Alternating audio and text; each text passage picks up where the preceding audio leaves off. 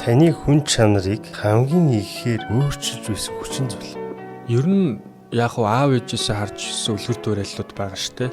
Тэгээ мэдээж энэ цаг үеийнхаа тоглоомын дүрмээр өндөр боловсрол, их мэдлэг, өндөр ур чадвар гэдэг зүйл рүү ингээ яваад байгаа. Тэгээ тэгт тусам өөрөө энергич мөчнөв тоосорч исэн л доо. Харин энгийн амьдрал, энгийн оршихуй, энгийн хүмүүс те зүгээр л шалтгаангүй инээд хөөрөө. За тэгээд ямар ч эрх ашиг бодоогүй харилцаанууд, бодлого бодоогүй уулзалтууд тэр болгоны цаана бол амьдрал дүүрээд ирчихсэн. Сүнсэн бие дүүрээд ирчихсэн. Тэгэхээр хүн чанартай амьдрах замналыг багаасаа нэг жоохон мэдэрч ирсэн байна. Тэгээ түүгээрээ бас өөрөө амьдралтаа өгдөөцийнхөө ухаанаараа явах сонголтыг хийсэн болов уу гэж боддог. Жишээлбэл Чингис хааны хувьд бол зүгээр хүрээд ирсэн хүнтэй сайхан өрнүүн дэлгэр яриа, уул ус, буу халалт те ингээ хийдгэлсэн байгаа юм л та. Заавал ухаантай, заавал тэр хүний хаана байх гэдгийг хизээч тэмүүлдэг байсан баг.